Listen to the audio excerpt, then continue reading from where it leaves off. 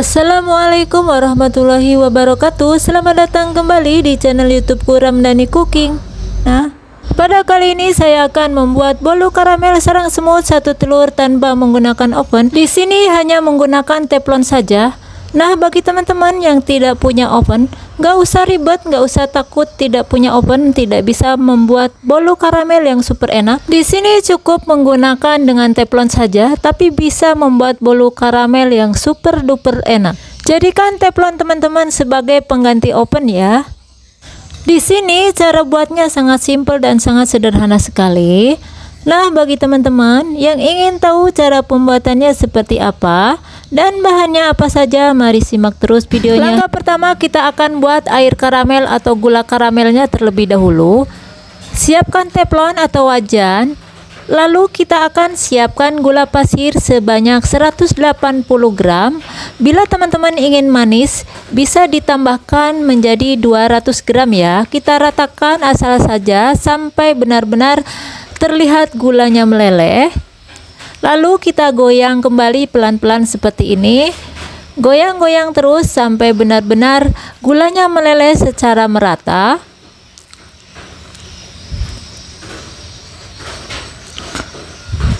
Kalau sudah terlihat gulanya berwarna kecoklatan seperti ini, itu tandanya gula sudah mulai menjadi karamel.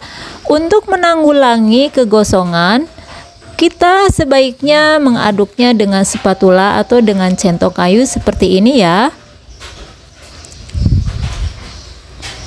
Kalau sudah, kita siapkan air sebanyak 200 ml, kita didihkan terlebih dahulu.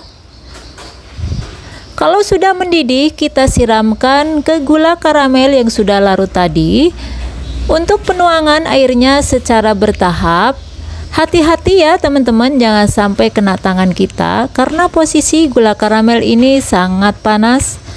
Tuang air karamelnya hingga habis sambil diaduk-aduk terus hingga benar-benar gulanya larut. Aduk terus ya, jangan sampai berhenti sampai benar-benar gulanya larut dan airnya benar-benar mendidih seperti ini. Kalau sudah, kita sisihkan dan kita dinginkan. Kemudian kita akan siapkan wadah atau mangkuk ukuran sedang seperti ini. Kita siapkan telur ukuran sedang, kita pecahkan. Lalu kita akan tambahkan susu SKM putih dan bisa diganti dengan merek susu yang lainnya ya.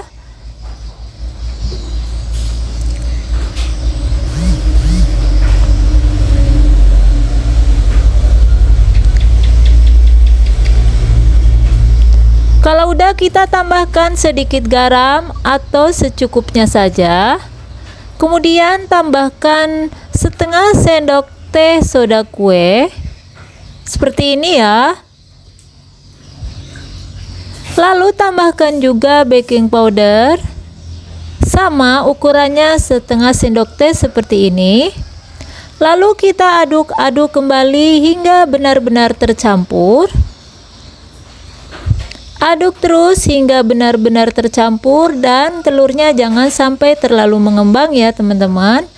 Untuk menghindari kehamisan bau telur, kita tambahkan vanili secukupnya.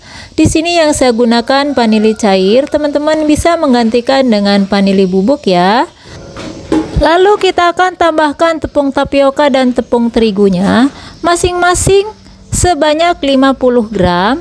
Kemudian kita akan aduk-aduk kembali asal tercampur rata saja. Kira-kira seperti ini saja ya. Lalu kita akan tambahkan minyak goreng sebanyak 30 ml atau setara dengan 5 sendok makan. Teman-teman bisa menggantinya dengan margarin yang dicairkan ya. Lalu aduk-aduk kembali sampai terlihat menggumpal seperti ini. Kalau udah, sambil kita akan tuang air karamelnya atau gula karamel yang sudah dingin tadi. Kita tuang secara bertahap sambil diaduk-aduk hingga benar-benar gula karamelnya tercampur merata ya. Aduk-aduk terus hingga benar-benar tercampur.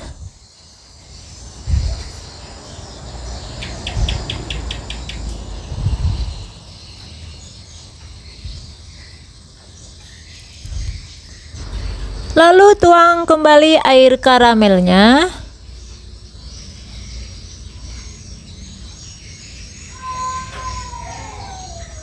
Dan aduk-aduk kembali hingga tercampur merata.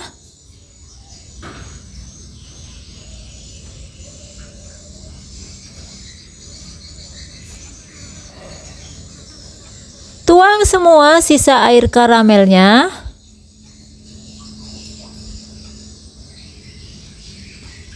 Dan aduk-aduk kembali hingga semua bahan tercampur merata.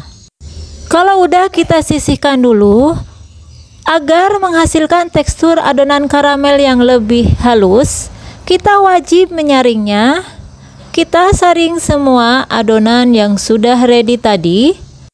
Nah, teman-teman bisa lihat sendiri ya, kalau sampai kita tidak saring terlebih dahulu, tekstur adonan akan terlihat banyak adonan yang menggerindil seperti ini.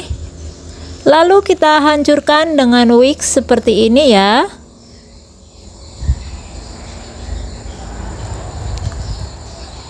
Kalau udah, kita akan sisihkan. Nah, sebelum kita tuang ke loyang bolu karamel, kita aduk-aduk terlebih dahulu. Kita siapkan loyang untuk memanggang karamelnya. Ini ukuran 16 x 7 cm. Kita olesi dengan Carlo terlebih dahulu ya.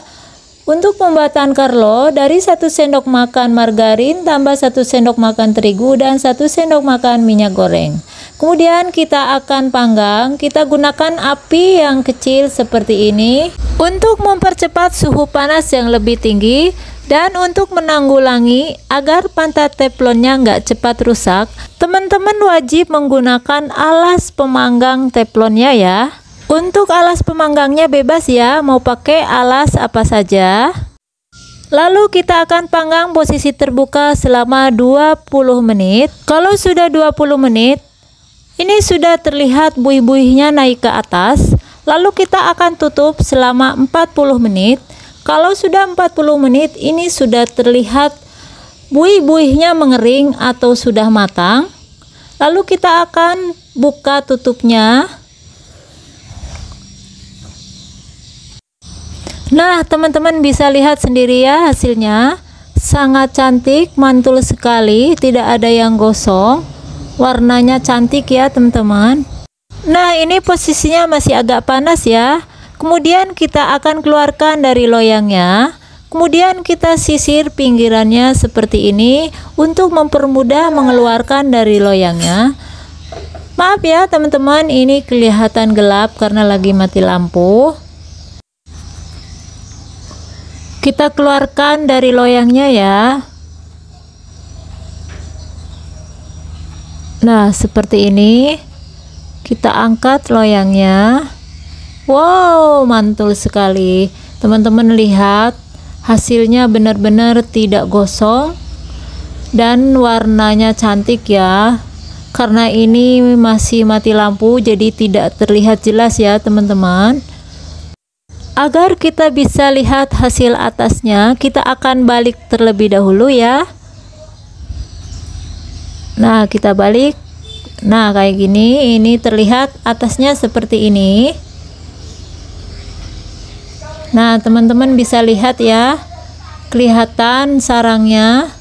Ini benar-benar full bersarang walaupun tanpa oven ya teman-teman.